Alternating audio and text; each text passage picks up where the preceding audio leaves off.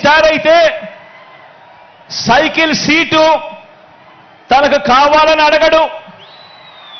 తన వారికి సీట్లు ఇవ్వకపోయినా కూడా ఈ పెద్ద మనిషి, ఈ దత్తపుత్రుడు అడగనే అడగడు. ఎందుకు ఇన్ని తక్కువ సీట్లు నాకు ఇస్తున్నావు అని చెప్పి అంతకన్నా క్వశ్చనే చెయ్యడు. కావాలంటే తాను తాగుతా ఉన్న టీ గ్లాస్ కూడా బాబుకే ఇచ్చేస్తాడు. చంద్రబాబు సిట్ అంటే కూర్చుంటాడు, చంద్రబాబు స్టాండ్ అంటే నిలబడతాడు. సైకిల్ను ఎప్పుడు దిగమంటే అక్కడ దిగుతాడు, ఎప్పుడు సైకిల్ను తోయమంటే అప్పుడు తోస్తాడు. పొత్తుల్లో ఉండమంటే పొత్తుల్లో ఉంటాడు, విభేదించినట్టు డ్రామాలు ఆడమంటే రక్తి కంటిచ్చే డ్రామా కూడా ఆడుతాడు. వెనకటికి చంద్రబాబు నాయుడు లాంటి నాయకుడిని ఎవరో అడిగారట. వెనకటికి చంద్రబాబు నాయుడు గారి లాంటి నాయకుడిని ఎవరో అడిగారట, అయ్యా పరిపాలన చేసేవారు కలకాలం గుర్తుండాలంటే ఎలాంటి పనులు చేయాలి అని చెప్పి అడిగారట. ఎలాంటి పనులు చేస్తే కలకాలం గుర్తుండిపోతాం ప్రజల్లో అని చెప్పి అడిగాడట. అప్పుడు ఆ బాబు ఏం చెప్పాడంటే, ప్రజలకు అన్నం పెడితే అరిగిపోతుంది, ప్రజలకు చీర కొని పెడితే చిరిగిపోతుంది, ప్రజలకు ఇల్లు కట్టిస్తే కూలిపోతుంది, కర్రు కాల్చి వాత పెడితే మాత్రమే ప్రజలకు కలకాలం గుర్తుంటుందని ఆ బాబు చెప్పాడట. ఈ 14 ఏళ్ళు సీఎంగా ఉన్న బాబు కూడా అలాంటోడే. 14 ఏళ్ళు ముఖ్యమంత్రిగా ఉన్న ఈ చంద్రబాబు కూడా అలాంటోడే. అదే చేశాడు. అలాంటి బాబు ఎంతమందితో పొత్తులు పెట్టుకున్నా, ఇలాంటి ఈ చంద్రబాబు ఎంతమందితో కూడా పొత్తులు పెట్టుకున్నా కూడా ఈ చంద్రబాబు నాయుడు గారి పరిస్థితి సున్నా. ఈ సున్నా ఇంటూ ఎన్ని పొత్తుల్లో ఎన్ని పార్టీలున్నా కూడా దాని విలువ ఒక బోడి సున్నానే.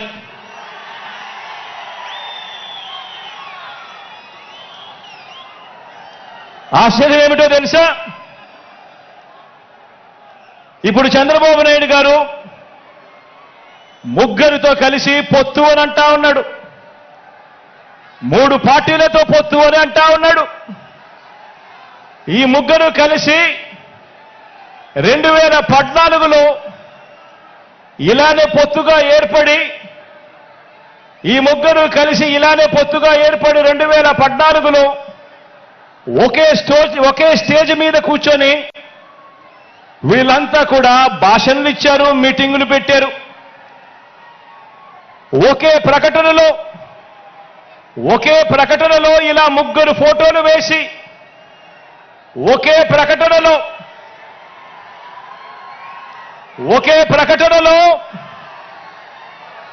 ఇలా ముగ్గురు ఫోటోలు వేసుకుని, ఇలా ముగ్గురు కూడా ఫోటోలు వేసుకుని చంద్రబాబు నాయుడు గారి సంతకం పెట్టి ఇంటింటికి ఈ పాంఫ్లెట్ను పంపించాడు. ఇంటింటికి పంపించిన ఈ పాంఫ్లెట్లో చంద్రబాబు నాయుడు గారు ఏం రాశారో తెలుసా? ఈ ముగ్గురు ఫోటోలు పెట్టి చంద్రబాబు నాయుడు గారి సంతకం పెట్టి 2014లో వీళ్ళే కూటమిగా ఏర్పడి ఇంటింటికి పంపించిన ఈ పాంఫ్లెట్లో వీళ్ళు రాసిన మాటలు, రైతులకు రుణమాఫీ పైన మొదటి సంతకం చేస్తాను. సంపాదించుకునే మార్గాలు ఉండాలి. నేను ఎందుకు చంద్రబాబు నాయుడు గారితో పొత్తు పెట్టుకున్నా తెలుగుదేశంతో అంటే, ఆయన ఒక నవ నగరాన్ని నిర్మించిన వ్యక్తి, ఉపాధి కల్పించిన వ్యక్తి, పారిశ్రామికవేత్తల్ని తరలించిన వ్యక్తి, స్వచ్ఛందంగా వచ్చిన వ్యక్తి. ఆయన అనుభవం చాలా కావాలి రాష్ట్రానికి. అందుకనే పొత్తు పెట్టుకున్నాం. ఇంతమంది యువతున్నారు, కులాల గణాంకాలు తీస్తారు. ఏ కులంలో ఎంతమంది ఉన్నారు, ఎవరికి ఓటేస్తారని గణాంకాలు తీస్తారు. కానీ ఇక్కడున్న యువతలో ఎంతమందికి ఏ ప్రతిభ దాక్కుని ఉంది, ఎంత సమర్థత దాక్కునే ఉంది, వారి ఆస్పిరేషన్లు ఏంటి, వారి ఆశలు ఏంటి, వారి ఆశయాలు ఏంటి, ఏ ఒక్కరన్నా అడిగారా ఈ రోజు దాకా? జగన్ అనేవాడు వచ్చి అడిగాడా ఈ రోజున? మీరు ఓట్లు వేయండి 5,000 పడేస్తాం, మీరు ఓట్లు వేయండి మీకు 500 రూపాయలు రోజు పెన్షన్ మీకు డబ్బులు పడేస్తాం అనేవాడే తప్ప మీకు ఏం కోరికలు?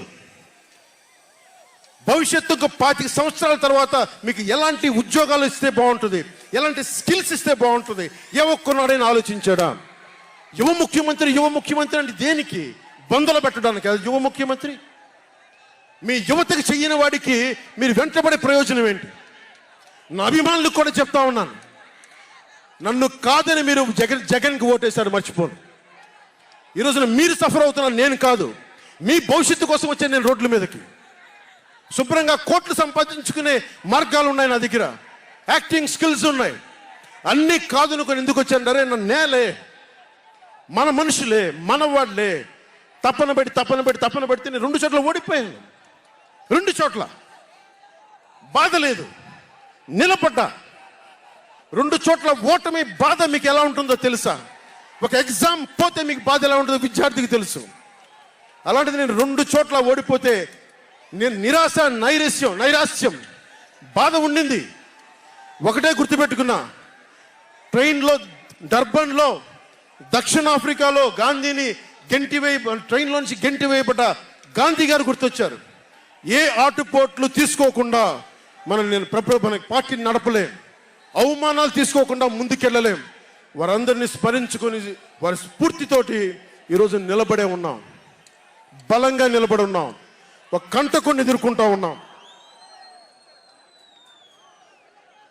మీరు చెప్పండి, మీకు కాంటాక్ట్ సర్టిఫికేట్ కావాలి ఉద్యోగాలకు వెళ్ళాలంటే?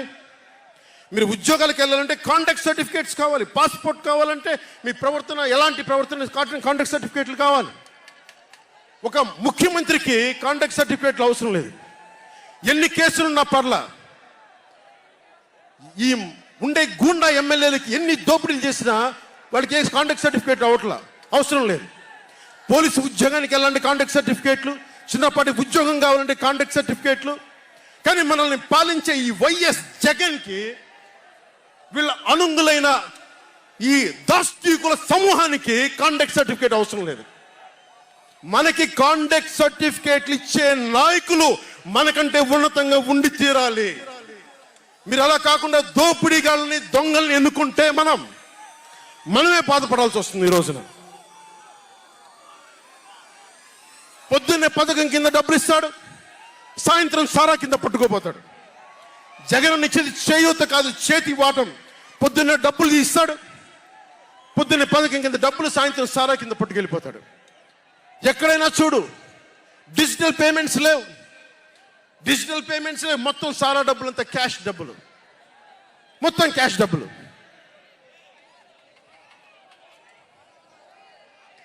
ఇలాంటిది నేను ఇన్ని రోజుల నుంచి, ఇన్ని సంవత్సరాల నుంచి నిలబడే ఉన్నాం.